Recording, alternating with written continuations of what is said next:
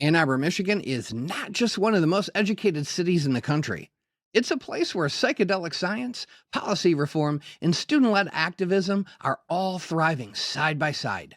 Today, I'm joined by two powerful voices from the University of Michigan who are helping shape the future of entheogenic therapy, harm reduction, and grassroots advocacy. If you've ever wondered what the next chapter of the mushroom movement looks like, this is it. Yo, welcome to the MycoGeeky podcast, where we explore the fascinating world of mushrooms and the people who love them. From expert cultivators to passionate foragers, we bring you deep conversations, cutting-edge insights, and everything mycology. Whether you're a seasoned mycophile or just curious, we invite you to geek out with us on the wonders of fungi and join the mushroom movement. Hey, what's up, everybody? Welcome to the MycoGeeky podcast, the show where we love integration therapy, even when your greatest breakthrough to date happened in a cow pasture. I'm your host, MycoGeeky, here to help you dig deeper into the world of mushrooms, cultivation, and community. Because cultivating mushrooms isn't just a hobby, it is a movement. The kind that shows up in labs, legislatures, and living rooms. And honestly, it's spreading faster than my mycelium on drippy corn. Oh, real quick. My next MycoTrex trip to Jalapa, Mexico is happening July 13th through 20th, 2025. If you've been dreaming of foraging cloud forests, meeting local mycologists, and experiencing mushrooms in one of the most biodiverse places on the planet, this is your chance. Hit me up directly or check out mycotrex.tours for all the info. All right, joining us tonight are two remarkable humans from one of the most amazing cities in America, Ann Arbor, Michigan, where nearly 3 out of 10 people hold graduate degrees. And the brain power is off the charts. But we're not just talking academic accolades tonight, we're talking psychedelic paradigm shifts. First up is Emily Berriman, a Master of Social Work student at the University of Michigan, specializing in mental health and substance abuse. She's also president of the Student Association for Psychedelic Studies, aka SAPS, a group redefining what education outreach and ethical psychedelic advocacy looks like on campus and beyond. From hosting guest speakers to organizing EntheoFest and collaborating with the Michigan Psychedelic Center, Emily is helping shape the next generation of psychedelic-aware clinicians and thought leaders. Alongside her is Matt Strang, a fierce advocate for the right to use entheogenic plant medicines and a bridge builder between the worlds of recovery, harm reduction, and psychedelic access. He's deeply involved with the Students for Sensible Drug Policy at U of M, works to decriminalize psychedelics at the grassroots level, and brings lived experience to the table with 4 years of recovery and healing through psilocybin. The student knows his neuroscience, he grows his own, and isn't afraid to challenge outdated systems with compassion and clarity. Tonight, we'll explore the tension between the clinical models and naturalistic use, how social workers can become psychedelic allies, and what the future of equitable psychedelic therapy might actually look like. We'll talk crisis response, policy reform, and the need for serious harm reduction infrastructure. It's a conversation grounded in research, shaped by lived experience, and fueled by a shared belief that healing should be accessible. It should be informed and radically compassionate. And hey, it's week 7 of MycoGeeky.com being live. If you haven't joined the mailing list yet, now is the time. Next week's contest winner scoring a sweet Q-Pack from my buddy Altered Vibes, including swabs of Toke F7, Jack Frost, Penis Envy, and an old school golden teacher print of his. Signing up is free, winning is easy, and seriously, who turns down free swabs? So head over to MycoGeeky.com, get on the list, and who knows, you might be next to win. Before we jump in, please consider supporting the podcast on Patreon. It helps keep the show going and lets us bring you more deep dives into the world of fungi. And of course, hit subscribe, smash the like, ring the bell, and let's get into it. All right, welcome to the show, Emily Berriman and Matt Strang. What's up, guys? Hello. Hey, thanks for having us. The pleasure is all mine. So I usually ask everybody, their first mushroom memory and their sort of their myco origin story. I think because you guys are such strong advocates, I want to frame it a little bit differently. Just tell me kind of who you guys were leading into what I now call the mushroom movement that we're experiencing right now. I'll try to keep it kind of brief, but I was a curious high schooler and kind of looking to have some fun and party. And I tried LSD in high school, and it was a crazy therapeutic experience. I was not expecting it. I thought I'd like party and have a fun time, and I was just sitting by myself, like experiencing the world and my emotions. It sounds cliche, I know, but I really thought that there's something to it. It was powerful for me, and I was open minded, but hadn't really experienced anything like that. So I was like, "What the hell is this?" And I started doing some research into it, learned a bit about mindfulness, and Buddhism seems to have some ties into some, I think, experiences people have on psychedelics, and then kind of let it go for a couple years, didn't think too much about it. And when I got to college, I saw that there was a student association for psychedelic studies, and I was like, what? This is a thing? Is this legal? Can we talk about it? Spoiler alert, we can talk about it, and it's awesome and cool, and there's so much science involved. And yeah, ever since I've been excited to be kind of coming to in the psychedelic renaissance of the decade here, and being excited to see other people having similar beautiful experiences. Yeah, and I think my journey, I mean, it started a long time ago. Like back in like 2004 was when I first learned how to grow. I think I ended up getting, it was from like the free spore ring from Ralphster was running it on the shroomery. I got like a syringe and a spore print in the mail. My mom found it. Uh, and but that was like a long time ago. I grew on and off, like every couple of years I'd grow a batch, and I wasn't using it for the right reasons. Like I was using it to like generate money, all of that kind of. It led into like issues with. I was super interested in drugs, right? So it gets me on the internet, gets me on Arrowhead and shroomery, right? But it's like a double-edged sword. So I ended up like using opioids and other drugs, and that ended up becoming a pretty big problem for 10 years. And then probably about, I don't know, it's probably been about 6 years now. Um, Started seeing some of the research come out, psychedelics for treating substance use disorder. I already had like some of these tools in my toolbox, right? Like I already knew how to grow. Um, I read the Psychedelic Explorer's Guide, and there's some stuff in there about Bill Wilson's experience with LSD. Um, so that I was like, all right, I want to treat my own substance use disorder because current treatments don't work. And really that this last time I went to treatment, I came out, from opioids, and I had post-acute withdrawals pretty bad. And I was like, "Oh, I'm just going to try microdosing and see if I go to detox, I go to rehab, and I get to transitional housing. That's abstinence based, right? You can't do anything. But I'm like, I'm going to microdose because I feel terrible, and I know I'm going to relapse if I don't start feeling better. So I microdosed. I ended up taking one of my microdoses on an empty stomach one day at work, or like right when I was leaving work. Worked all day, didn't eat much, and I ended up walking to an AA meeting, and it was like the "oops, that wasn't a microdose" thing. Um, I don't. It was mildly psychedelic experience. It wasn't full visuals or anything, but it was disoriented. I'm in an AA meeting right after work, like holding hands with people and stuff. Uh, the experience stands out in my mind. So, but right after that, the post acute withdrawals let up. I was generally happy again. The depression was gone, and I've been in recovery now for 4 years. And how serendipitous. How serendipitous.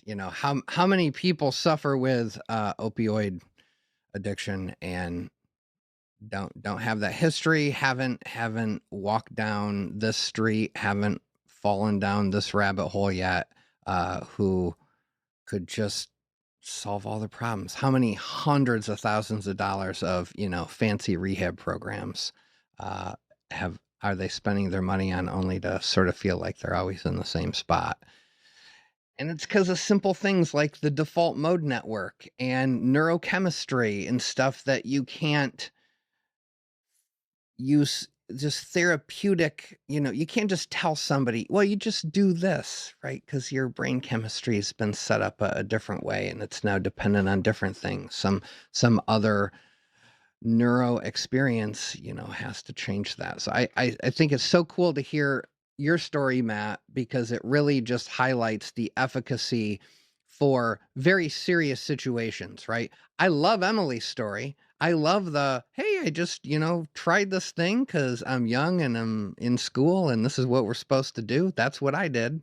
Um, I didn't even have as cool of an experience as you did, Emily. But that's great. But right now in our country, addiction is a big, big problem. So Matt, you serve as such a great little anecdote around why we got to keep talking about this, why we got to keep advocating for research, why we have to, decriminalize this stuff so that people have the right to explore, like you said. If every drug you keep getting written a prescription for by your physician isn't working, should you not have the right to try a plant or a fungus medicine? Why should that be illegal? I mean, it makes no sense. So anyway, I really appreciate hearing how you guys got into all that. I'd be curious to hear from definitely Emily, but maybe even Matt. How has just entering into the psychedelic space as someone warming up to it and getting more keen and interested in it, how has it impacted your academic pursuits, your career pursuits? Yeah, I met the former president of the Student Association for Psychedelic Studies, who was doing her master's in social work, and she told me about psychedelic therapy going on, and I was like, that's what I want to do. I was in school. I did a psychology major in my undergrad and was interested in the brain and mental health. So then I did my master's in social work, and I'm doing a clinical internship at Michigan Progressive Health Ketamine Assisted Therapy Clinic. So very, very tied in with the psychedelics. I think because I have seen it work for myself and people I know, and I've been seeing the research, so much research coming out about treatment resistant mental health disorders that ketamine and other psychedelics kind of, like, I've heard people call it wet cement. Like, when you do it, your brain is in this neuroplastic state. And so therapy can help or can be even more efficacious in that state. And exactly like you said, kind of turning off the default mode network and switching on other parts of the brain. And so I think knowing how much is treatment resistant and how much psychedelics have the potential to really help for folks who haven't had things work, I really want to be there, be a part of it. Therapy is huge and traditional psychotherapy can be helpful, but for people who have tried countless different modalities and medications and it's not working, yeah, let's try something else. Psychedelics seem to be a good option for a lot of people. Not for everyone. There's definitely exclusions, but it's exciting to be a part of something that, like, people will come into the clinic and be like, nothing has worked like this for me before. And usually it doesn't have complete sustained effects where they don't have to be on anything. Usually it's in um, tangent with like therapy or some other medication, but a lot of the time it really opens up something new, and it's exciting to see. Matt, I'm just curious how it's adjusted your trajectory. Yeah, so I mean, once I get sober and I'm starting everything over again, right? Then it's like, well, now what do I do with my time? I've always been smart, right? And I love reading papers and academia. I didn't like school a lot when I was in high school, but now I do, right? So, I go back to school. I had like kind of like fork in the road situation. Do I go back? I used to be like a networking administrator, right, working in IT. But I was like, okay, well, maybe I could do something that's, more beneficial, aligned with what I'm doing. So, I'm pursuing a neuroscience degree right now, but I'm interested in computational neuroscience. So I haven't left the whole computer science stuff behind. And then, like I said, I was always interested in drugs and stuff. So you got the pharmacology with the neuroscience, you got the psychology and the chemistry. I love the multidisciplinary aspects of neuroscience. So, like, yeah, I'm like all in on it. Like I just do it all day long. It's as if like our brains matter. It's as if they control us, our physical selves, our thoughts, and it's as if that somehow has an influence on the whole of society, culture, everything mankind produces. Yeah, the brain. We don't have the brain figured out at all. We all, use them in the way we use them, but yeah, there's just so much we we haven't figured out. It's absolutely the final frontier. Yeah. I mean, with the advent right now of AI and using that in conjunction with new genomic research, and now that we actually have new powerful things like Oxford Nanopore, we can sequence 1.5 million base pairs a run. We can do. It's not good. It doesn't take us 10 years to sequence the human genome anymore. We can start sequencing the shit out of everything, and we can start pumping all that data into AI, going, where are the commonalities? What are the patterns? We're going to start figuring out. I mean, we're 10 to 20 years away from knowing what every single gene does. Every single one of them. That used to be, if you could figure out what one gene did, that was not only your PhD, that not only got you your tenure, but that might win you a whole bunch of awards. It's going to be commonplace to be doing this stuff. You're going to have your low level research assistants working on their masters, figuring out Nobel Prize winning shit every day. We're all, still young enough. We're going to live in those moments. And you guys couched right there in Ann Arbor, Michigan.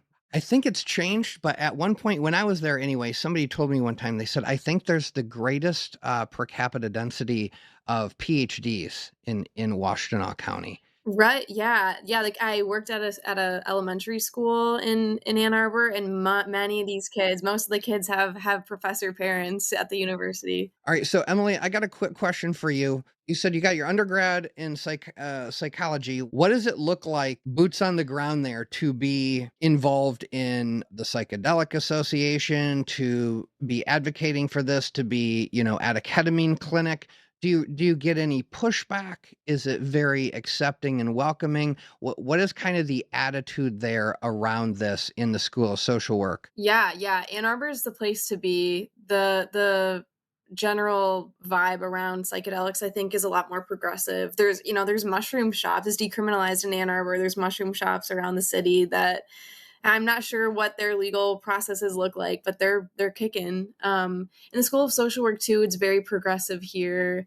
And people are curious. I have people who had never heard of psychedelics in therapy or in social work who joined the club. The Student Association for Psychedelic Studies, we call it SAPS, so I'm going to call it SAPS from now on. SAPS is rooted in the School of Social Work. It was founded there to kind of advance psychedelic therapy, and now we've expanded. We have undergrads, we have grad students, MSWs, community members, faculty who come, and we kind of disseminate research and talk about we talk about our own psychedelic experiences and kind of create a community. But I think because we do so much education and like awareness around psychedelic science and medicine, people look at us with a little more respect. We make sure we don't we're never condoning the use of drugs. We don't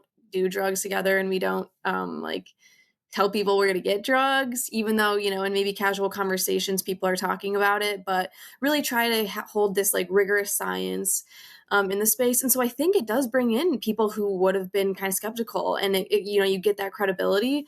We're also sponsored by the Michigan Psychedelic Center, which is a part of the Michigan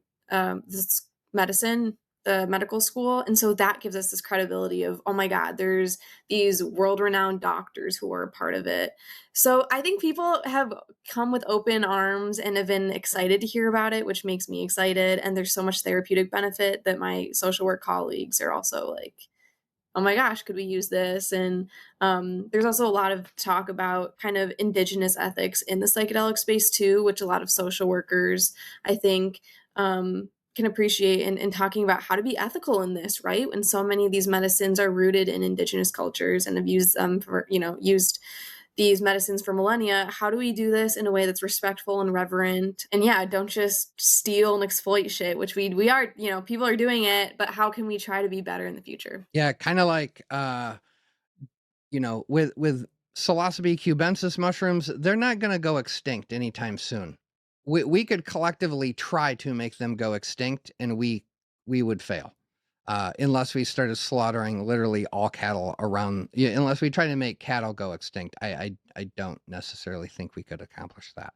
But there are definitely things like peyote, which are rapidly being depleted. I was just gonna say cultivating it too. We have some people who cultivate peyote in the space, in the SAPS space, and are talking about how it's actually helpful in like indigenous people like Navajo appreciate that, and like it's helpful, and as long as you're not coming in and like bulldozing this shit, but like actually that cultivation is helpful to continue to have lots of peyote. Yeah, right now. So I'm actually I got a friend at the Morningstar Conservancy. His name's Leo. He's a Native American.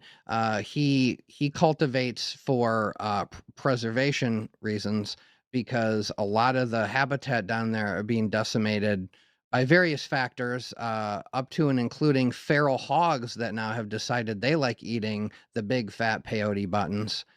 And so, yeah, there is a whole ethics around, it's one thing to just steal somebody's cultural vibe and history and use it to sell a product to make money. That's obviously unethical. To me, there's no debate around that.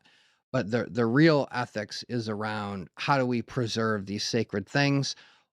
Exactly what needs to be preserved? Do we only need to preserve peyote itself, or do we need to preserve the cultural knowledge and wisdom around it? How big does that bubble get? I think anybody asking all these questions. So if you're in an organization where you guys are trying to, read through current research, think about it, ask questions of each other, engage in, I think they call it discourse. It's been a while since I've engaged in much of that these days, but I think it's still called discourse. Uh, that's great. That's important, because you guys could be asking a question one night, and one person there, that could turn into their whole fucking life. And they could change 1 million people's lives for the better off of one question. That's really important. I think that's amazing. How have you both felt that the culture at University of Michigan, Ann Arbor in general, how is that different from other places you've lived or experienced? Have you seen people come into the city and react to the openness, react to it being a lot more warm to this idea of psychedelic research? Yeah, I mean, I moved here so I could treat my own substance use, right? So I'm from Eaton Rapids, which is over by Lansing, and I don't want to go back there because it's primary, red county. I had I have previous legal charges, nothing right now, but like, yeah, like if I got caught growing mushrooms there, like they would send me to prison.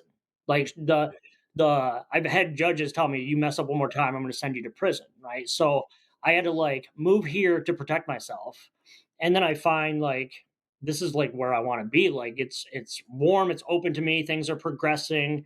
My whole life kind of fell in line moving here. So My mother growing up used to say, "You're gonna become your friends. You should stop hanging out with that guy." The environment matters, right? It's that vibe, the energy you're around has an effect on you. If you're broke and in a single parent household and in the crime riddled inner city, that environment is not going to have a positive effect on you.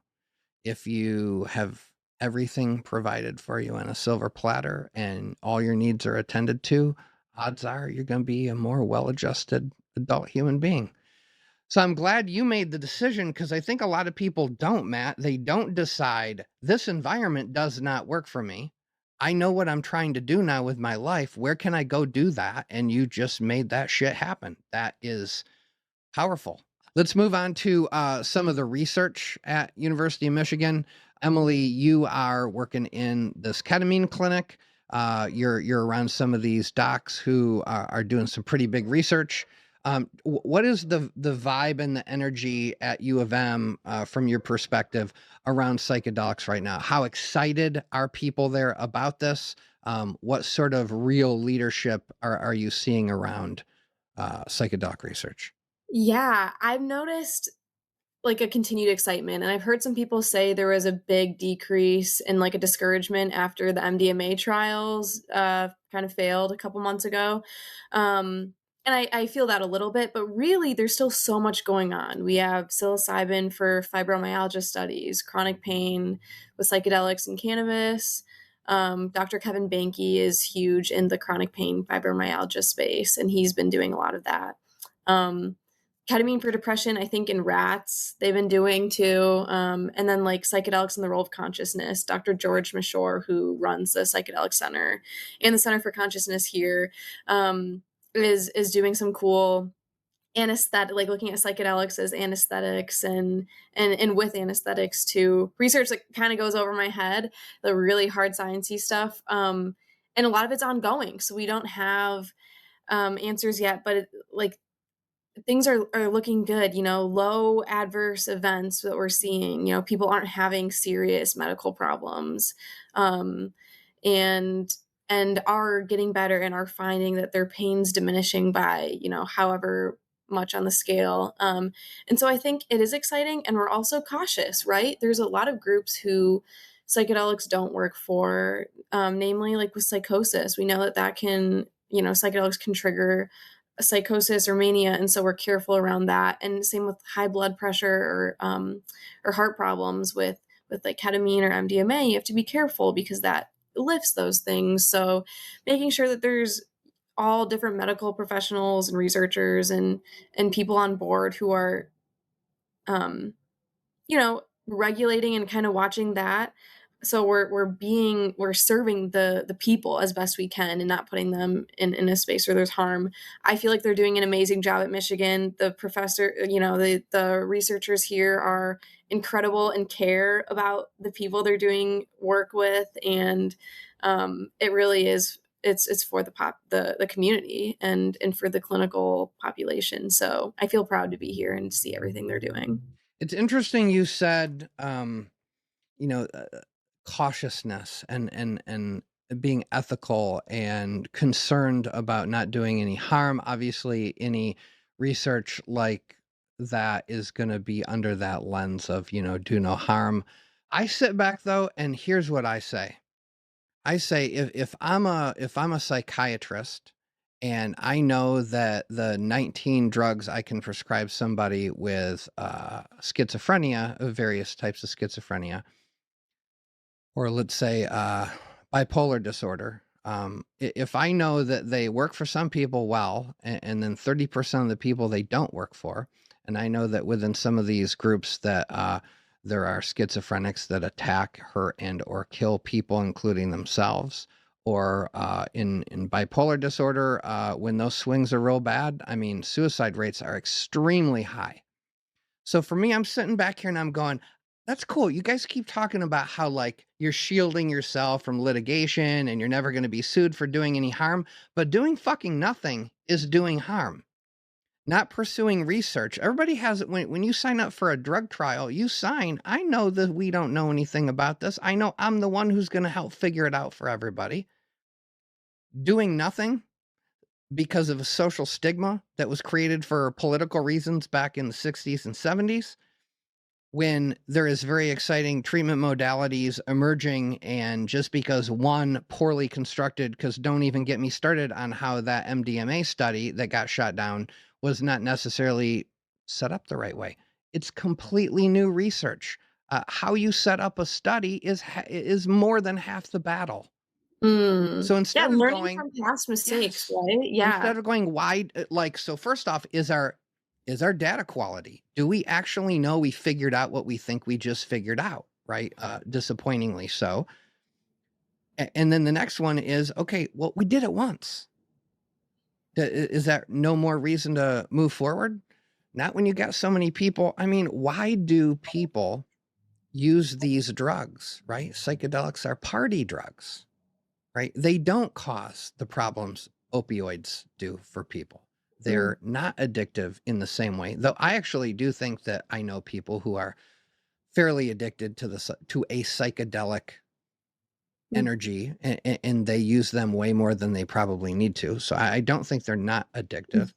But right, like I got people hurting. I'm the one taking care of them in the ER. I'm dealing with the drug seekers. I'm dealing with the, not everybody actually has, speaking of fibromyalgia, not everybody actually has it. Some people just have some mental health issues that I think manifest in symptomology around pain. And it can look different depending upon what other actual clinical, picture they got going on. But to sit back and to say, we tried MDMA. We did that one study. It didn't work out. That just seems like cheap, and it seems like a cop out. They're definitely going to come back in a couple years with another phase 3 trial. It's not going anywhere to my knowledge. I think they're just going to change a couple of the, like exactly like you said, some of the flaws in the design. That's where I'm thinking it's going to go. And similarly, talking about how we know things work for people, we were, before we started recording, we were talking about naturalistic use, and UM is like honored to be the host of the 2025 Global Psychedelic Survey. That's just this like enormous survey of naturalistic psychedelic use. So we can like hear from real people, right? Research, it has a little bit of a divide between real use, actual lived experience, and then what they're doing in the lab. And so we get to like get all this data from people who are using psychedelics. Why are they using them? What are they using it for? How are they using it? So super excited. There's countries all over the place participating. I looked at that paper. The cohort size was pretty impressive. I was like, oh wow, where did you guys get all those people to fill that? Yeah. Yeah, very cool. I think that approach, that is not the normal approach, right? The normal approach is some nerdy egghead has an idea, or observes one little thing and pursues it, instead of going, well, so we know that these drugs have a life somewhere and nobody's stopping using them. People love these things. They've loved them for decades. Let's talk to these people, find out why they use them, what their experiences are like. Coming at it from that angle, I think, can help direct how some of these studies are set up too, right? Like, this is so subjective. We're talking about a drug where the three of us can take the exact same dose at the exact same time. We could have all our blood chemistries checked to make sure that we're all in perfect health. We could equalize the playing field as much as we wanted to, but each of us are going to have an entirely different experience, right? It's a psychotropic medication that works entirely different than any of these other psychotropic medications do, right? Like mood stabilizers, what do? Is calm you the fuck down, right? They just sort of mute you out. They numb you, whatever you want to call it. It's kind of doing the same thing for everybody, maybe in various degrees, but I can have a trip and it can be the greatest trip of my life, and you can have one and go, that was all right. Or Matt's like, oh, I looked at myself in the mirror. I got stuck in a thought loop for 3 hours, right? Like, this shit is just a completely different thing, because it isn't just dependent on this very mechanaceous sort of biochemistry. It's the most complex pharmacy on the planet is where it's playing its game. So I think it is, I think we can't go, we did one study and we got to move on. I'm so glad to hear that that's not what's happening. Too many anecdotal stories, too many people's lives have been changed. And if I could like add to that, right? So we have clinical research, right? And then we have actual, treatment with like ketamine. But then there's also like a third group of people that we see quite a bit, right? People actually in the community treating their own conditions with microdosing or macrodosing, right? So I would like to say, you'll never need FDA approval to treat yourself with a psychedelic, right? Like you have medical autonomy over yourself. Like I don't need a doctor to give me an ibuprofen, right? Like I can just do it and try to figure it out, use best practice, do your research, right? But like I start to see a lot of people in like the AA rooms and stuff, like they don't talk about it a lot, but like I'm a little more open about it. So like I'll talk to them after a meeting and like, oh yeah, I've been microdosing, it's been helping my depression, right? So I'm finding a lot of more allies and people actively just kind of pursuing this. Maybe it's because of where I'm at in Ann Arbor, right? Like it's widely available and it's talked about, but like, it seems to be working for a lot of people. Yeah, and Matt, I feel like you're spearheading those conversations. I can imagine it's stigmatized even more so in in SUD groups, and because it is a substance, and so it's amazing that you're talking about your positive experiences, and I'm sure normalizing that and bringing it to people's attentions. The normalizing, I'm telling you right now, I know many people who grow way more magic mushrooms than they need. And so they start, figuring out ways to pay for all their substrate and their electricity bills and all that stuff. And so they never had the agenda of selling this medicine, but they do. And they become well known in their communities. And I can tell you right now, anecdotally, for a fact, police officers love microdosing. Why? It puts them in control of their mood. It gives them a good day. Yeah, their job is stressful. I don't care what you think about cops. Being one's not easy. That's a hard job. Mhm. And so, I think if we all right now could just know who's doing this, we would be pretty surprised. It's not just a bunch of wooks at Yeah. a Grateful Dead concert anymore. It's my mother who used microdosing to get off of Ativan that she had been on for 30 years.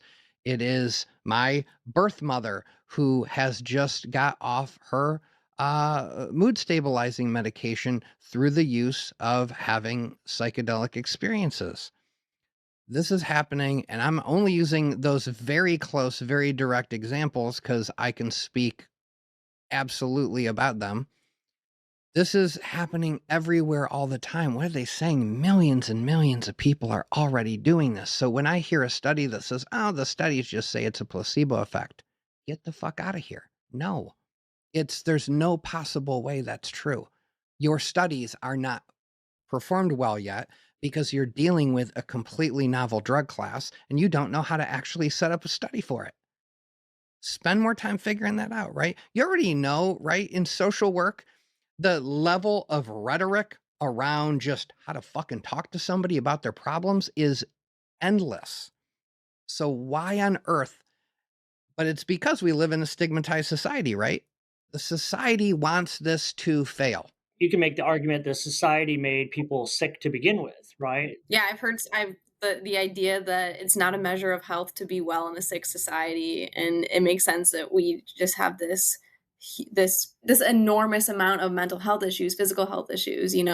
It's pervasive. And what's crazy is when you fly into Papua New Guinea and you see these native tribes, they love to talk about how, oh, there's no heart disease, there's no this disease, there's no that disease. They never talk about how there's an almost complete absence of mental health disorders, unless it's like major access diagnoses type things. That stuff's still there on very low bits. But yeah, it's as if climbing in trees and picking coconuts and chasing squirrels around to eat and fishing with spears is what our DNA has been doing for hundreds of thousands of years.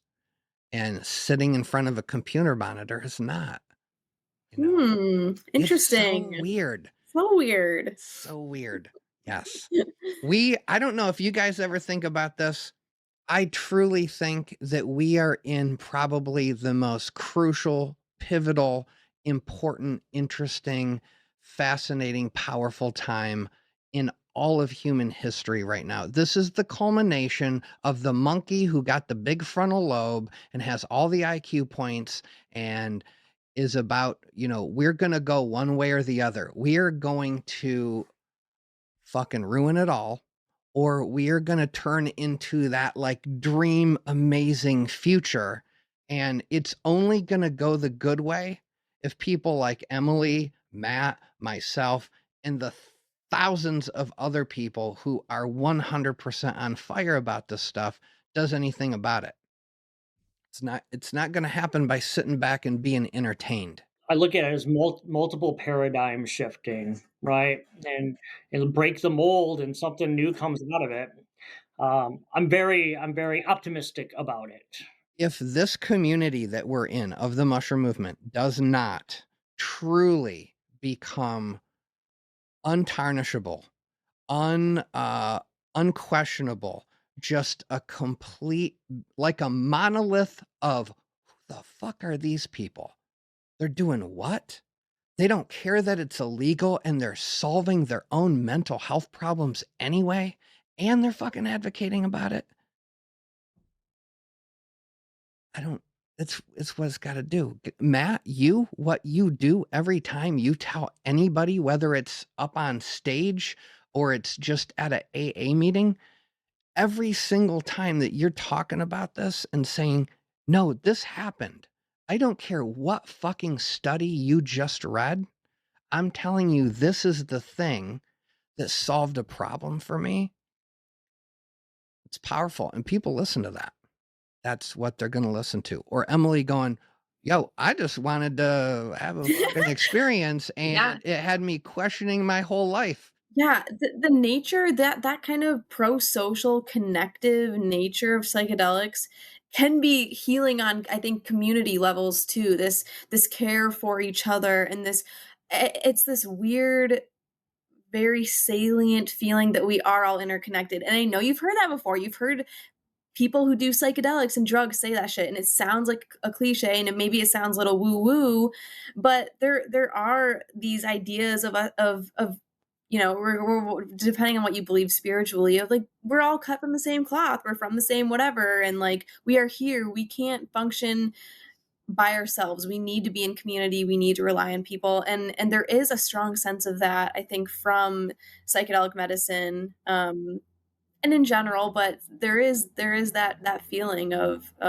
strong sense of community, and yeah. What does that look like? So they say like 1/3 of people fit a criteria for a diagnosis, mental health diagnosis sometime in their life. Or like 25% of people right now fit the criteria for substance use disorder, right? Alcoholism. What does society look like when those numbers are way smaller, right? It just automatically changes society. Like, just every interaction becomes better, right? Mhm.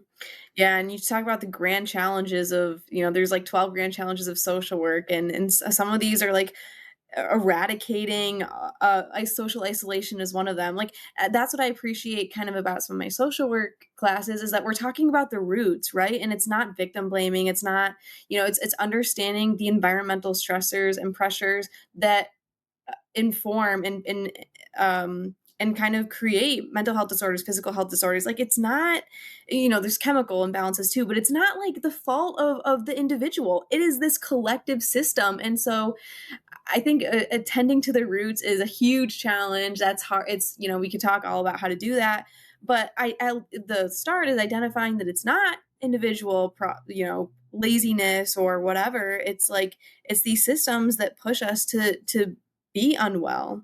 And all the systems push us to be unwell in America because there's so much money in you being unwell, Emily. If you're unwell, I can make so much money off you if I'm the American healthcare system. Matt, I loved you when you were addicted. I could put you in prison and I could make money off the government from, you paying for your hotel stay in Jackson State Penitentiary. You know what I mean? I'm scared of you right now. You're sounding like yeah, you're embodying that. They love it. That's what they want because they are truly worshiping money. Mm. Depressed people buy more online, right? God, there's like 19 other podcast channels just getting into the contextualization of the role of society in mental health disorders. I want to hear more about SAPS. I want to hear more about how people in Michigan, particularly, Ann Arbor, Detroit area, can get involved in some of the efforts that are going on there. What's going on? What you guys are excited about? Yeah, absolutely. SAPS is a student sponsor for Hash Bash. This is the 54th year, and EntheoFest. I want to say it's going to be the 5th year this coming September. EntheoFest is the magic mushroom kind of psychedelic festival. Hash Bash is cannabis. So those are really cool. I mean, people come to Ann Arbor from all over the US to come and be here and celebrate. And so that's, those are annual. SAPS is a student org, but we're open to community members and anyone who's interested. We have like a lot of folks who come to our events are community members who are interested in psychedelic science. So, and we're lucky to be sponsored and work so close with the Michigan the medical school. And so we have researchers coming in who are doing research at the VA, and they're doing research clinical trials, and they're working in opioid and in addiction and consciousness and so it's really cool to have all these different perspectives, and we do a lot of medical and science stuff, but we also have folks come in who are doing underground psychedelic therapy. We had this amazing talk. A woman who's in the psilocybin underground talked about indigenous practices that they use in their work, and so people, and we have psychedelic integration therapists come. It's cool. It's very unique, and we have different perspectives.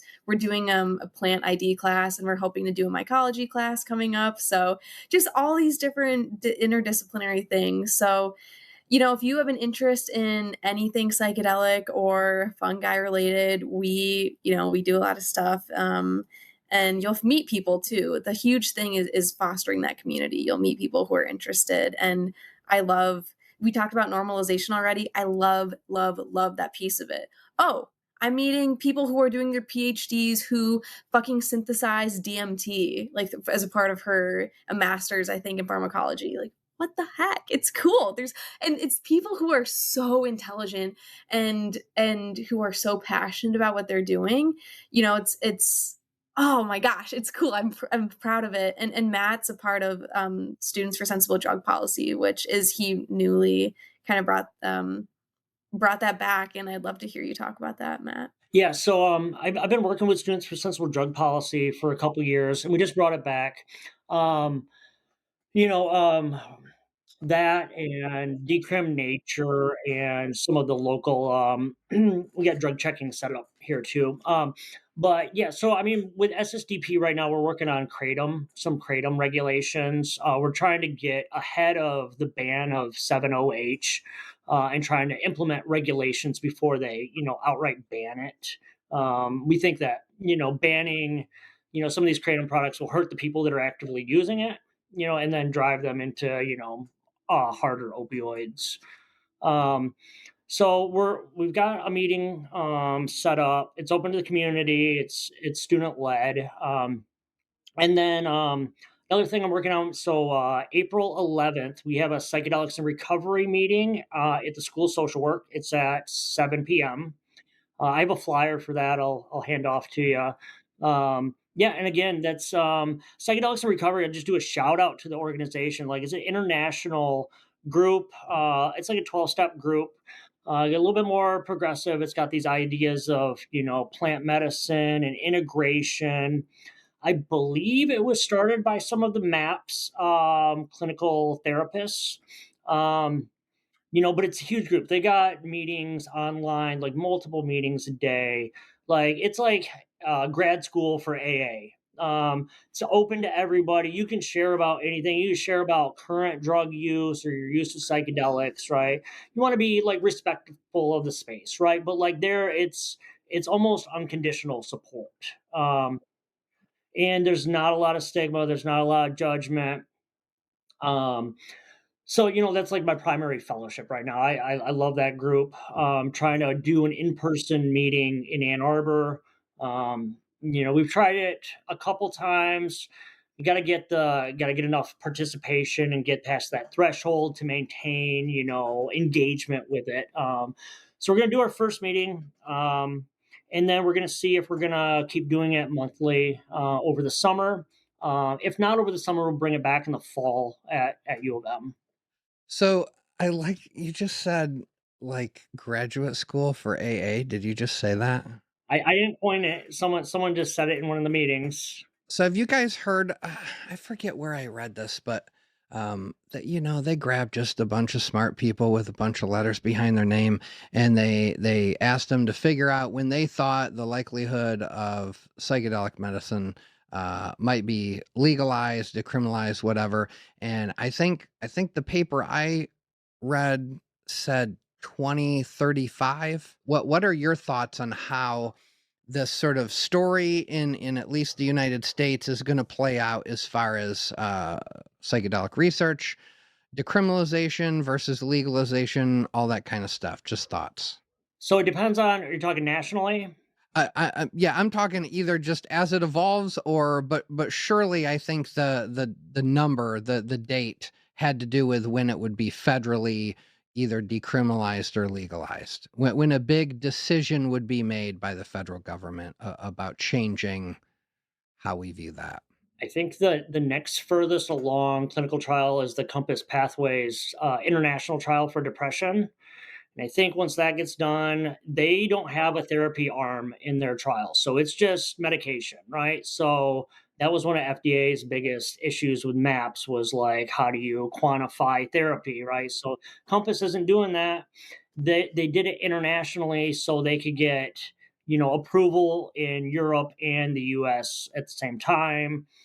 So I think once that gets done, you might see psilocybin for depression, and then once you get it for depression, then doctors can prescribe off label for substance use.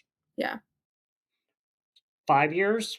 Ooh, ooh, Matt, Yeah. I like what you're saying right now. 5 years, okay.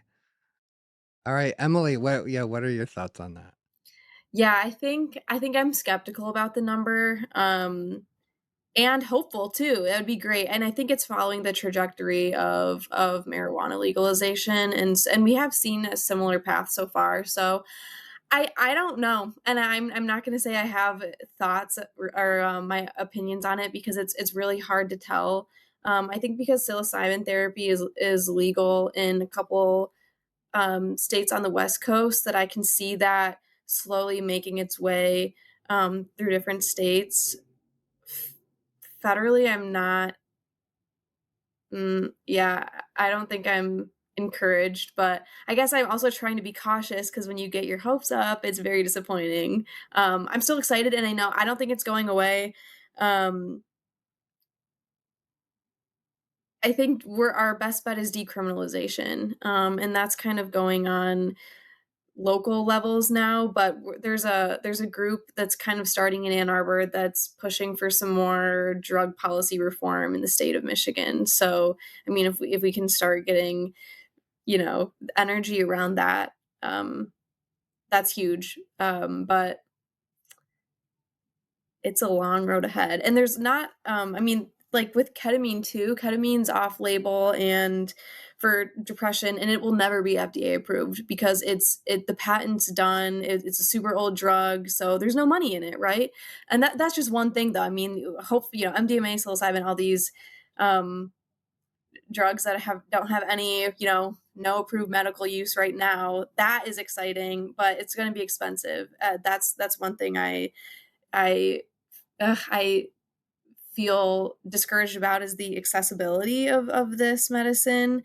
It's thousands of dollars for a course of treatment, and so I think with FDA approval, then insurance can choose to cover it, and they don't have to. But if they're choosing to cover these things, it will be more accessible. That kind of goes off of what you asked.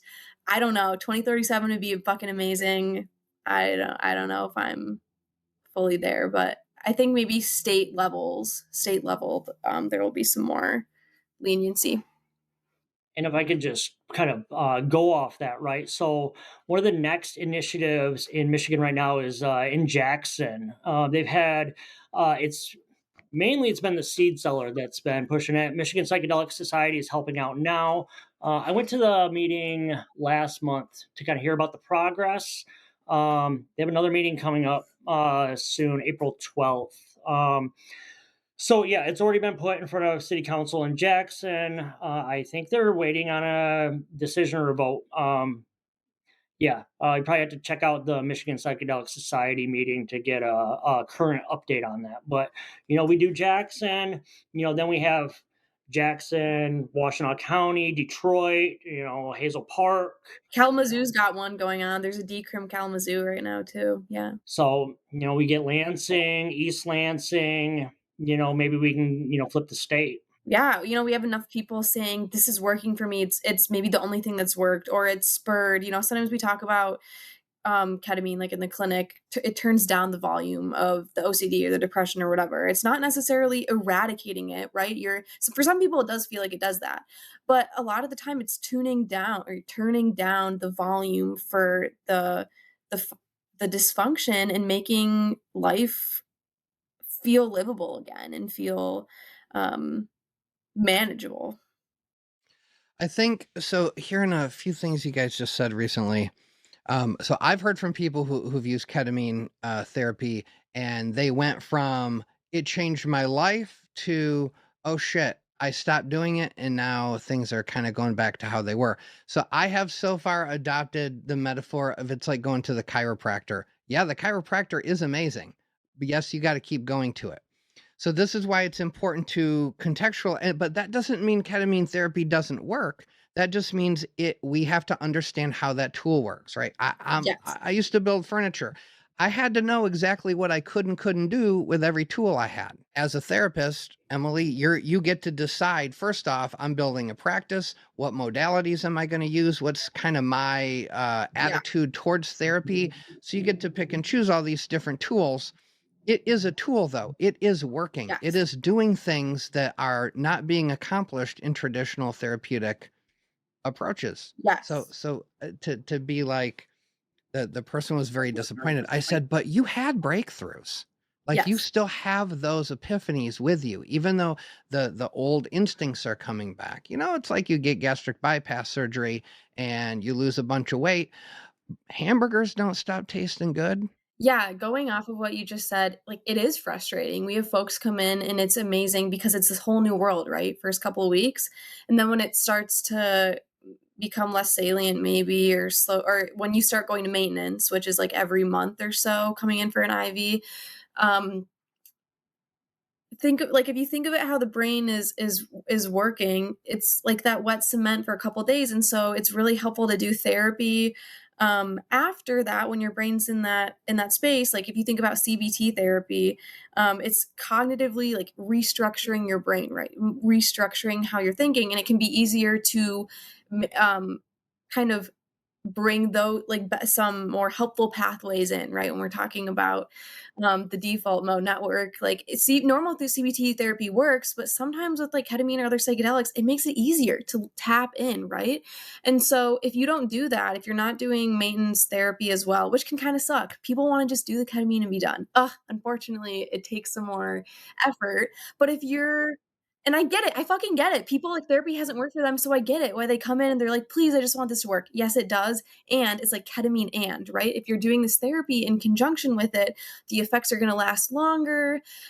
Even staying on some medications, people come and they want to get off their SSRIs and their antidepressants, and like we're here to help you with that, but you might need to stay on something or lower dose or whatever that's manageable, and we'll work with you for that. But it is a maintenance, and we see ketamine kind of slowly, if you're not maintaining either the ketamine or therapy or something else. People use TMS, if you've heard of that, transcranial magnetic stimulation. I think that has longer lasting effects. So sometimes it's really good to use it with ketamine, right? Ketamine's fast as hell. That works so fast, but oftentimes it's not sustained. So then doing it in conjunction with TMS or other therapy can keep the improvements going. And sometimes it is just about turning down the volume, but I get it. And I feel that with my clients. I'm like, I wish it just stayed too, man. But I'm working with you on this. Like, let's let's talk about what kind of psychotherapy is going to work, what works for you, and how we can, you know, work on coping skills and behavioral change that can keep these improvements going and to make you feel better. I think many people have had a mushroom trip where you get to that everything is okay place where you realize, we're all connected, we're all one, it's all the same, and it's all okay. And you come out of it and you're just like, yeah, it's all good. And then rent's due Yes, and you're exactly. worried about, so like it doesn't, yeah, you can have an ego death. It's a temporary ego death. You came back into your ego. Yeah, and sometimes that's hard, right? Coming it's I've heard someone say it's like the universe is dangling something in front of them. They know what it's like, they've had a really crazy experience, but you can't access it when you're sober or whatever, and so it feels like you had this taste of something else.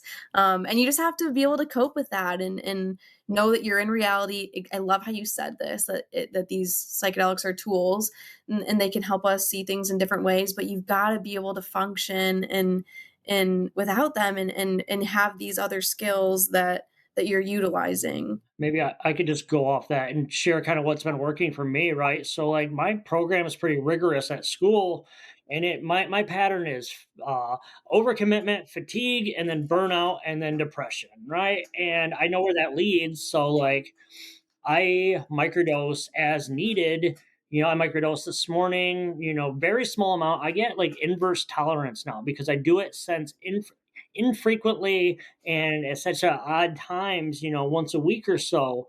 Like such a small amount is like, it's perceptual. Like less than like 50 milligrams is perceptual to me. But I've also found that I'll switch between psilocybin, LSD microdose, and I'll hit the DMT pen for like 1 week. So I switch the like tryptamines that I'm using to not build tolerance to kind of offset just to get some slightly different effects. And I found that to be a lot more effective. And then, you talk about with ketamine, you got like this like 48-hour plasticity window, right? So I like there's some charts that show, psilocybin, you get like 3 weeks with a macro dose, right? LSD was like 4 weeks. Ibogaine was like off the chart. So you know, um, the things you do after you macrodose or you microdose are just as important, right? Those couple days afterwards, when you got that plasticity window, like I work on behaviors and I'm like working on my study skills, or I'm, doing something even as simple as like I'm gonna start putting all my dishes in the dishwasher and not in the sink, right? Little things like that, making my bed, right? Just changing these little habits. It doesn't have to be monumental changes, right? But those things add up over time, and next thing you know, your life's completely different. God damn it, you guys. We have to do work. It takes effort. What? Are you kidding me? I'm trying to live at the top of my Maslow hierarchy pyramid. All I want to do is do yoga and think about my life. I don't want to do work. No, I'm kidding. I just started reading. I read on the bus now. Nice. Oh my god. I go on my phone on the bus. I want to develop healthier habits. I'm thinking about that all the time. Yeah, I read for fun now. It's new for me. Reading a book, turning a page. Yeah. Holding a thing, right? Speaking of that, the setting, right? So we're talking about drugs where this concept of set and setting matters. If I take a Tylenol, nobody tells me, well, you have to be sitting down listening to beautiful Zen music for the Tylenol to work. This is a super fucking different drug class. So it's easy to just go, well, set and setting, and that just means don't be in a bad mood that day. And like we are trivializing what set and setting means, but it can also mean my actual relationship and reverence to the drug, which for most of the people who watch my show, the medicine I ingest, I've grown, I've made, I've cultured, I have right within arm's reach. I have right plate cultures of my medicine. I care about these things. When they grow and they fruit, they are beautiful to me. When I ingest them, then I have informed my set and setting in a way that your $5,000 Oregon ketamine or Oregon psilocybin center with their nice leather chair and their pretty music and all that stuff, no one can buy that. That is a whole special thing in and of itself. And we know this is true, right? When you grow a tomato and you eat that tomato, it tastes better. Literally because it tastes better, but also because you grew it. When you make your own dinner, it feels better. Who makes their own dinner anymore? Right? But so all, like Matt just pointed out, all these little small changes we are making in society is fucking us up badly. And the cure doesn't, I mean, a campfire. You ever sat around a campfire? That shit feels good, don't it? Why? Why does it feel good? Because our fucking ancestors did it for easily hundreds of thousands of years, and depending upon your species concept, millions of years. It's in our fucking DNA to smell campfire wood, right? Like, there are things that make us feel right again. And that's not a drug. That's our body is also the set and setting. So, man, Matt, you just saying like, these little things, man. I used to get mad because I'd run out. I remember being at U of M and running out of soap, running out of deodorant, running out of this, that, the other thing. And somebody just said one time, why don't you just buy them in twos? Why don't you just buy them in twos? Life-changing fucking bit of information for me. I started buying my laundry detergent in twos. I bought my bleach in twos. I bought my toothpaste in twos. And when the one ran out, then I went and bought another one. So I never ran out, and I never had those micro stress points in my life. And yeah, had big impact, big impact. But what we're really talking about is culture, right? This is culture. Culture isn't just beating on a drum or wearing a cool headdress or whatever, sort of really cliched concepts of culture we have. Every fucking thing we're doing is culture, all. Right? How I look at you guys is cultural. If I'm from Japan, I don't make direct eye contact if I don't know you well, right? That's a cultural difference, right? If how I hold myself, whether I puff out my chest, every fucking thing we do is cultural. And all those things might be informing the efficacy of our drugs, which is why when these fucking drug trials for psychedelics are not coming out positive, I'm like, do we even know if the people running them give a shit? Have they even tripped themselves? We have no idea about anything unless you let me watch every fucking step of that study. I don't know. Right? You know what these papers look like, Emily. You know how they come together. The paper that gets put, on a piece of paper and gets sent in to be published tells part of the story. It tells the happiest, most successful, most important part of the story. There are parts of the story that are left on the ground and do not make it in and might be important. Yeah, with the MAPS trials, the MDMA, they had a huge adverse event. And I think it was in their first trial of like a couple, a therapy duo, like sexually harassed and they were like hugging their client and then proceeded to have a sexual relationship with her after. So highly unethical, right? And they did not include this in their first paper. They eventually put it in, but they didn't include it in their first findings. So when people found out about this, they were like, "Are you kidding right now? You just like kept this from this." I mean, and that doesn't happen all the time. No, that data set didn't matter anymore. They just, they came up with an excuse to remove that data point. Yeah. Yes, they did. And that's huge, right? And you do have to be careful in psychedelic spaces when you're under the influence and you're in a malleable state and you're in this altered state. It's easier to take advantage of people. And so that's a huge ethical issue, making sure that therapists are not overstepping boundaries and doing anything predatory. So the fact that they kept that out totally led to distrust. So that study actually had a lot of conclusive information in it, but it was more a sociological epiphany than it was a drug epiphany, right? Don't trust people. I mean, look, when we have to do pelvic exams in the ER, no doctor's doing that by themselves for a reason. Not because that doctor's a creepy doctor, but because there are creepy doctors. Mm-hmm, Somebody's creepy, and so we have to adopt an approach that just takes that off the table to some degree, right? Yeah. So, but that idea could be its own paper, what you just said. The idea of removing that data point because it didn't look good and it would confuse people or it would shed negative light on it.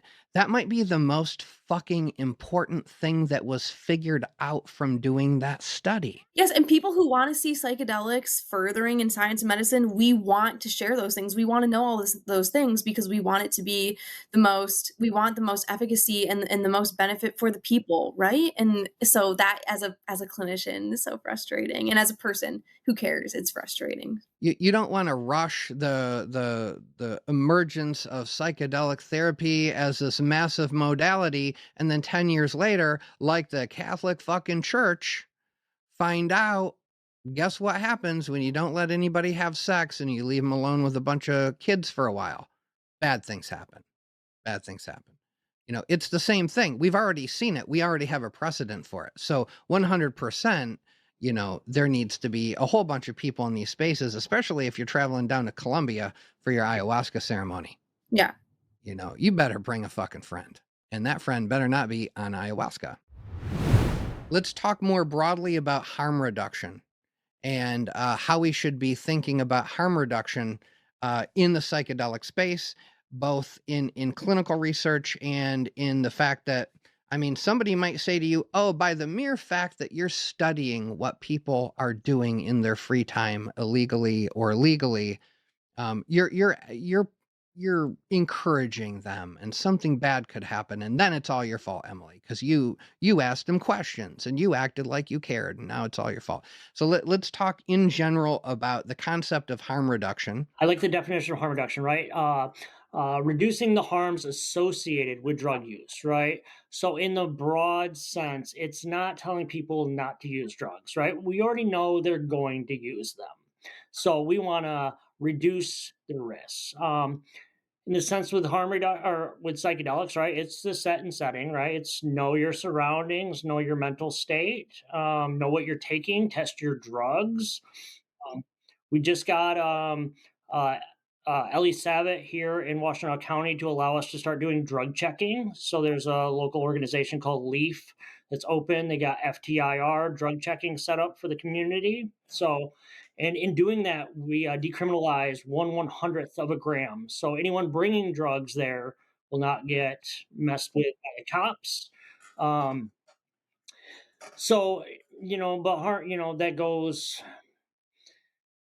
We have systemic issues with the drug supply, right? Contaminated drug supply that most people buying opiates, heroin, they're buying heroin, they're not buying fentanyl, right? That no one asked for fentanyl. So, harm reduction, we got to clean up the drug supply. I think Kratom fills a small gap for people that are actively using opioids. We got syringe service programs that need support, they need funding. Those are, social workers, boots on the ground that are doing, safe consumption supplies, right? They're giving out clean needles to prevent the spread of, infectious disease, right? Yeah, I don't, Emily, you got any thoughts? Yeah, like in everything you're talking about, it's just reminding me of education, right? And training. Like, there was a naturalistic psychedelic use clinical kind of survey that U of M and some SAPS members were a part of a couple years ago, and they found, so they were asking people about like their substance use and like their awareness of testing kits, and if they talked to their doctors about it. Like majority of people didn't talk to their doctors about it. Majority of people, or maybe it wasn't majority, but like a large percentage of those people were not testing their drugs, and not knowing about some, like there were people who knew about it and chose not to test. A lot of people just didn't know these options are available. And so I think we don't talk about psychedelics because they're so stigmatized, but exactly like you said, it's harm reduction, knowing people are going to do it. Let's talk about it. Let's tell you what you can, like, and I don't know if you need like boot camps or training, like in medical school, have like a one class or something, a training on psychedelics in medicine, or psychedelics for in in just naturalistic use, right? But training professionals to be psychedelic literate, and then training or having education for folks who are using them, like these things are all available to you, and how you can get it, Narcan, and like, yeah, so just like we don't talk about it, so then people don't know about the these resources. So talking about it, educating about it, people are put out flyers and are trying to talk about it word of mouth. And I think Students for Sensible Drug Policy does a great job, and SAPS wants to have more voice in those resources too. Yeah. Super smart to have those organizations, simpatico and talking and communicating, because there is strength in lived experience right? I mean, look at Shogun, right? It was his lived experience that really motivated a whole bunch of really important stuff, democratizing, breaking down any gatekeeping that might have occurred because of an experience. An experience is everything. Any epiphanal, life-changing scientific discovery occurs in just an experiential knowing that then turns into them proving this thing that they just somehow everything just clicked in their mind, right? The experience is so important. And so if we had a science, because in this particular area, it's, in my opinion, crucial that if you got a bunch of scientists that are not doing these drugs, experiencing these, some people don't like it if I use the word drugs. I'm trying to sort of take away the power of that word, the negative power. Drug, medicine, whatever you want to use. But if you don't have an experience with these, and it's like if I was raped and I'm going to a therapist and they're telling me how I should feel and what I should do, and I'm just sitting back going, got a question for you. You ever been raped? You know what it's like? Have you ever experienced? Oh, you haven't? Oh, so you just read a fucking book and now you're trying to tell me how I should feel about something? Oh, okay. Go fuck yourself. Right. In this case, because so much of this mushroom psychedelic realm is very hard to concretize. It is hard to set up these studies. This is not hard science. This is kind of like all these quantum physics people. They're like, oh, we found this thing. Oh, no one can see it? Oh, how do you know you find it? Well, indirectly. Oh, how indirectly? Through 19 different fucking steps. Okay, so really, we don't even know if you found that thing. Okay, cool. You guys keep doing high-level mathematical, quantum physics. Good for you. Great. I'm just trying to pay my rent every month, but I'm glad you're figuring those things out. In our case, it is very important to understand the subjective nature of these experiences and understand how to best make as objective as we can this very subjective experience, and figure out how we structure clinical outcomes and all this kind of stuff. So I think having that relationship with those two organizations, whether it's just in Ann Arbor or anywhere, can maybe be the difference between having a slam dunk, really effective and, transformational, powerful study, or having a study that just sort of falls flat. And the second it's done, they saw 19 flaws in it and all that because they just didn't take enough time to get more ducks in a row before they started swimming through the pond. Yeah. All right. So where are we at here? And by the way, just like off the record here, I resuscitate people in the ER on a pretty regular basis. A lot of drug users come in dead, and the EMTs Narcan them, and we keep them alive. They usually flatline again. We when they're really on a lot of drugs, and it's fuck fentanyl. Do you know how much carfentanil is out there? Carfentanil is the elephant tranquilizer version of fentanyl, and car CAR fentanyl. Just add CAR in front of fentanyl. And it's cheaper. In some places, it's way easier to get. And in almost all cases, these people that are ODing because they're, just like Matt said, not getting what they thought they were getting. Their normal heroin dealer didn't answer the phone or wasn't where he was supposed to be. They try somebody else and there's no dosage regulation. They don't know what the fuck they're getting. I think that's huge. And I think what you said, some people just don't know. They don't know, but they're also in a world where it's hard to know. What are you going to do? I want my kids to know about fentanyl, if they're in high school, But if we do a fentanyl training program in my school, that shit would be boycotted like a mother. Yeah, it's funny too, where we were gonna get, vape recycling for Hash Bash, like big vape recycling. I don't know if you've seen the diag after, it's riddled with disposable vapes.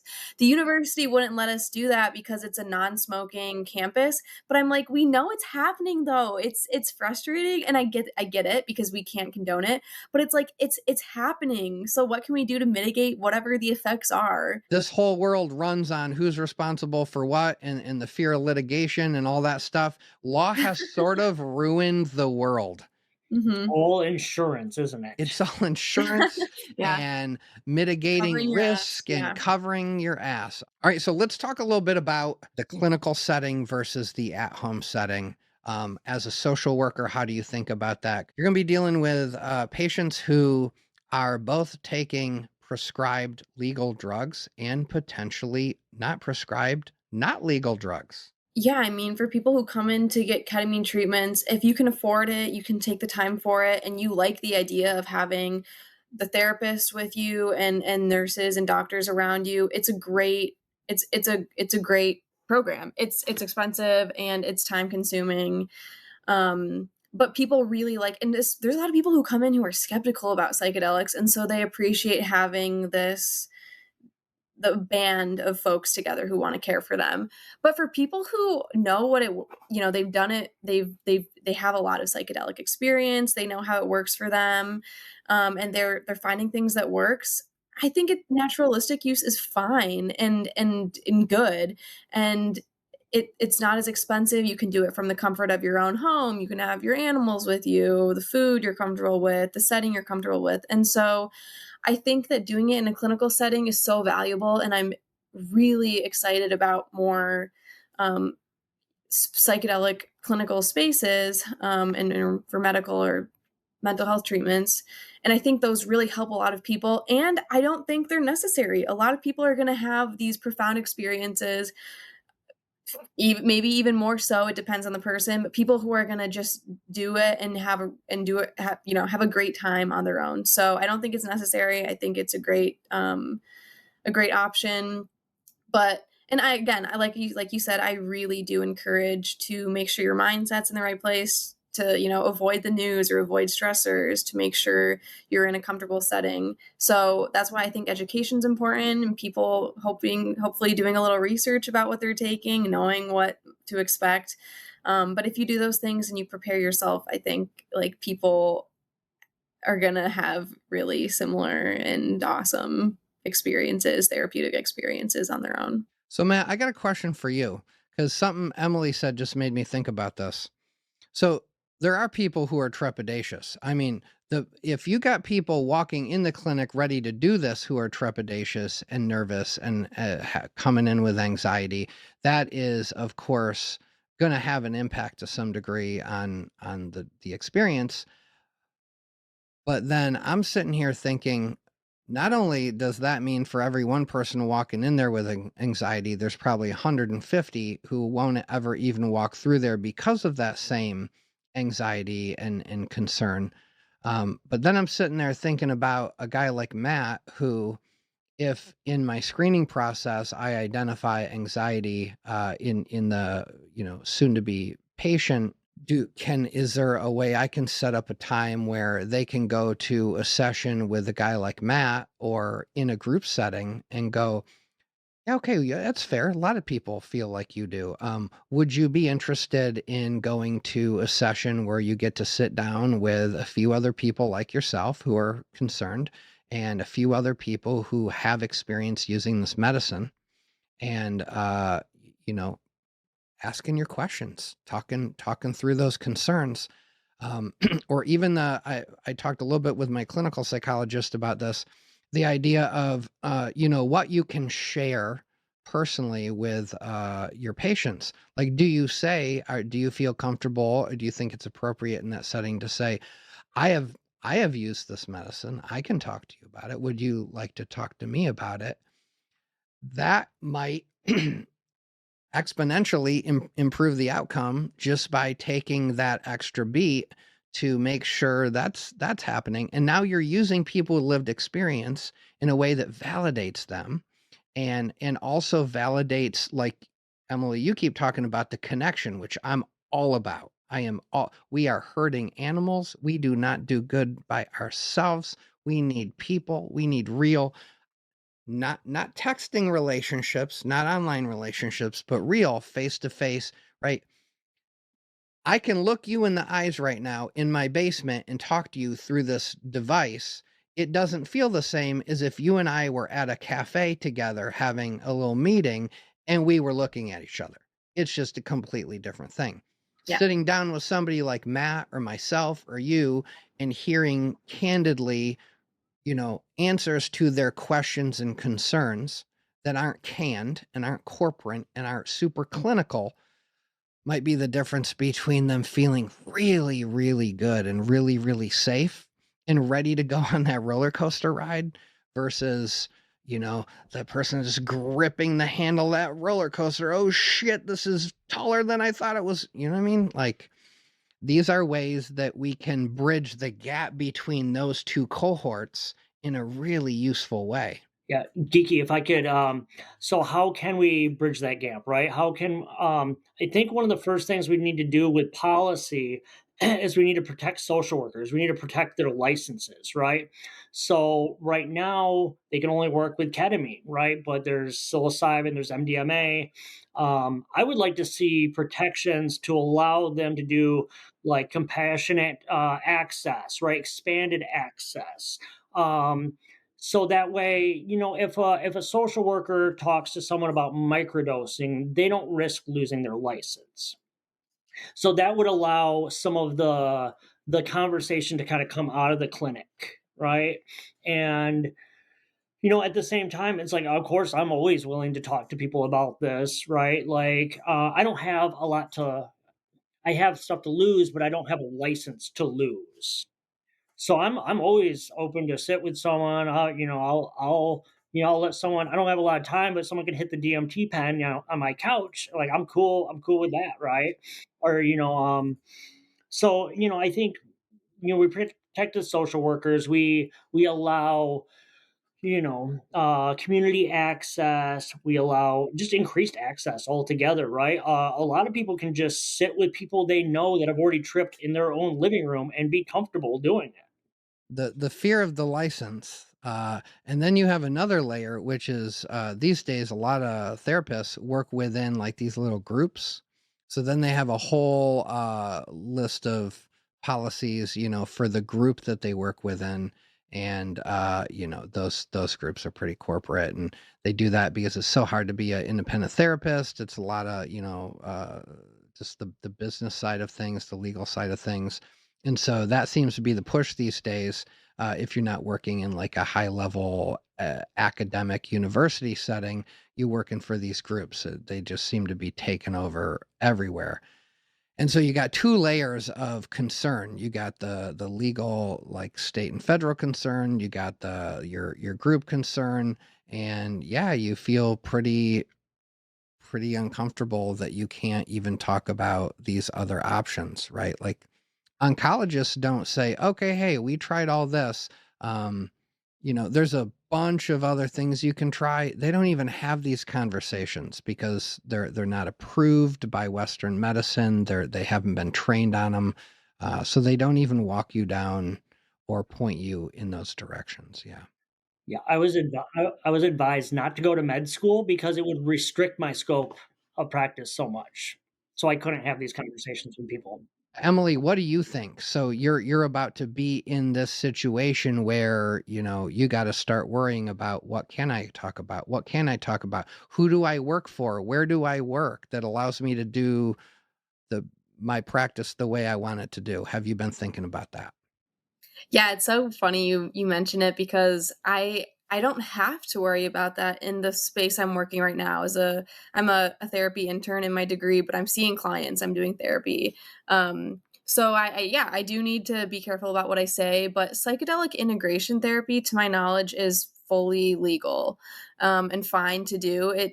I'm doing both psychedelic integration and psychedelic assisted therapy when you're with the ketamine. But integration is just talking to people about their experiences. And as a therapist, you do not have to, and you shouldn't disclose anything unless it's like harm to others or yourself or elder child abuse, So the confidentiality terms are really small. Otherwise, people can tell you anything they want and you can talk about those things. So psychedelic integration looks like a normal therapy session. You're just integrating a psychedelic experience. So I think a lot of therapists feel, and you have to get some training behind that too. You can't just say like, I'm a psychedelic. I mean, people do that.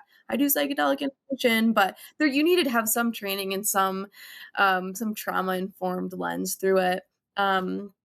To call yourself that, but there's not like a certification. You can't get some like special like real license for it. There's no license for it, but you can get certain training. So psychedelic integration piece, I think most therapists who do it feel fine about it, and it's, to my knowledge at least, pretty a-okay. And then I work in a setting that uses in this off-label psychedelic. I think ketamine's a dissociative, and it has psychedelic effects, and so it's that's all we're talking about, right? And so I've had clients ask me if I've done the ketamine, if I've done psychedelics, and usually I feel comfortable talking about that with them. I could say, oh, I'm not comfortable sharing, but it helps a therapeutic relationship, right? Like if your client asks you what your political affiliation is and it's important to them and it's part of their values, I'm going to tell you that, and that can help you decide if you want to see me, right? So I think that's how I feel about it too. You know what? It's a great question, and I could be naive about it and then get in trouble somewhere down the line. But I feel for in the space I'm in and the way I've been trained to do it, it feels very safe and regulated and okay. Just don't leave Ann Arbor, guys, and you're good. Stay there. I mean, yes, you guys. So, right, you guys are shining your lights, right? Your flames are ignited. Foster it, let it grow bigger and stronger there. And if at some point in time you're like, this flame is so big, I'm doing so much and I need to go somewhere else, sure, go there. But yeah, you are in a really special place. You're surrounded by supportive people. The fact that you can sit around at work and actually talk about powerful disassociatives like ketamine, and you can have conversations about psychedelics. That's not everywhere. There are other major universities you can't even have those talks at. So you guys are in a really special place. Some really cool shit I absolutely know is happening and is going to continue to happen there. And hopefully you guys keep doing what you're doing because it's super, super important. And I love the fact that the way that this worked out today is that we have sort of two sides that in different ways also have come together, right? You're not just the nerdy chick at the social school of social work who has never done a drug, but she's on this campaign bandwagon for this because she thinks it's going to be good for her career. This is literally motivated by lived experience. And then Matt, you're the complete opposite of that. You started with all this lived experience, and then now you're taking that experience and moving it into neuroscience. This is the merging of those worlds that is so important. Some of the coolest shit that has ever happened in human history has happened when two people that come from different perspectives start talking about something and figuring stuff out. It's really cool. It's really exciting. Yeah, and I just want to say I've loved working with Matt in the past and being here with him because we also have different like areas of specialty within kind of the psychedelic space. I love that you have so much knowledge about the harm reduction and the policy, and those are things that I'm learning from you constantly and learning from today, and it's great to get to bring our own things in here, and like you're the best. I'm giving you a hug, Matt. Thank you. Yeah, and just being surrounded with people with the passion, the drive, the enthusiasm, right? Like, you can't buy that. And most people, it takes them so long to even figure out their direction in life. So, like, I'm grateful to everybody in this community that's doing all this hard work. even though right now you guys are in this great space, the thing that might need to happen next might be outside of a comfort zone that you haven't stepped out of. I was just thinking that it's, we're in a bit of an echo chamber here. People are so progressive about all this stuff. So it feels great to talk about and it's fun to talk about. And the real change would be going into communities. I think, people canvass for political campaigns. I want to canvass for psychedelic medicine and like talk to people about, do you know about this? And do you know about the decriminalization, blah, blah, blah. It's easier to do it in a decriminalized space. And then there's also people who know more about it. So this is piquing my thoughts a little bit about, how important is it and how can we go to, more rural parts of the world or parts of Michigan. Let's start small, but, and talk to people or maybe people who are skeptics, right? And it's the harder conversations, but those are where movement happens.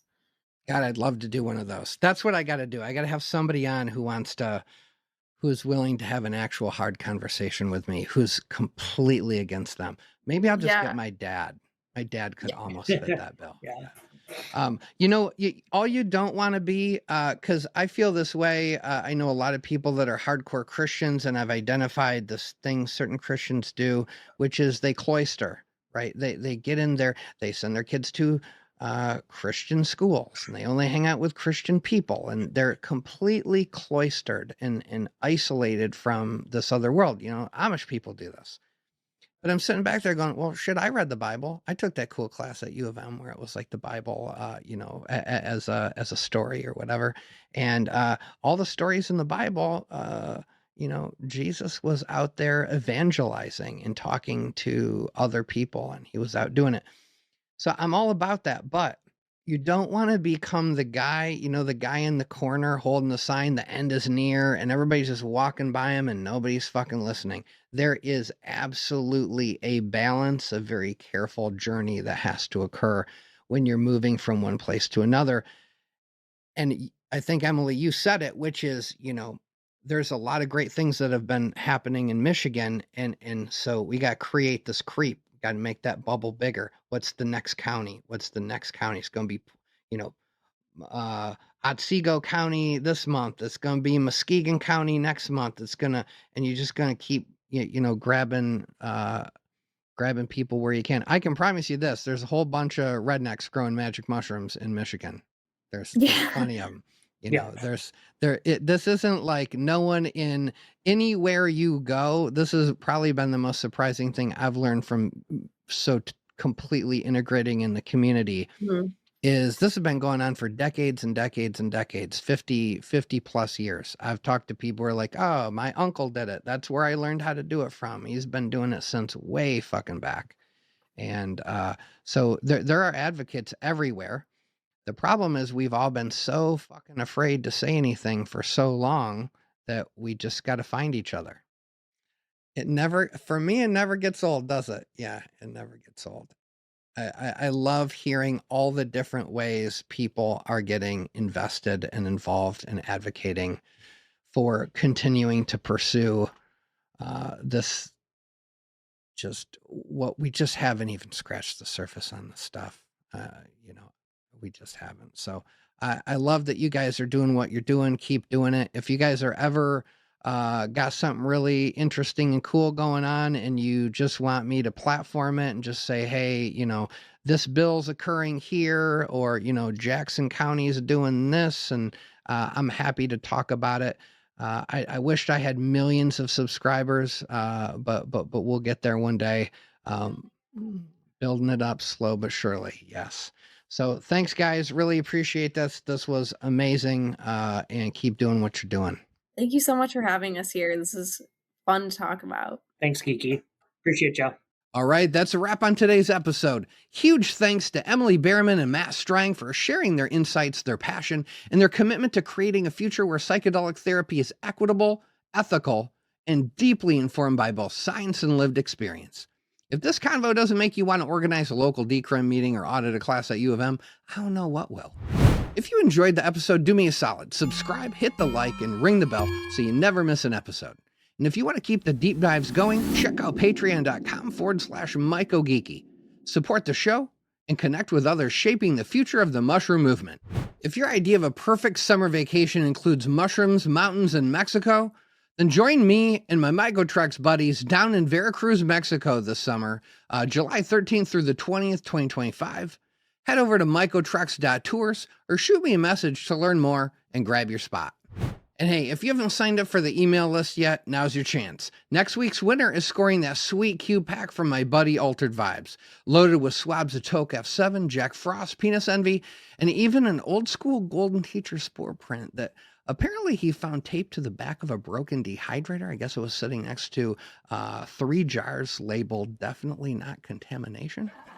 Anyway, signing up is free, winning is easy, and who doesn't want free spores to geek out with? Now, I want to hear from you. How do you see the future of psychedelics unfolding in your world? Whether you're a clinician, a cultivator, or someone who's found healing through these incredible organisms, drop a comment or send me a message.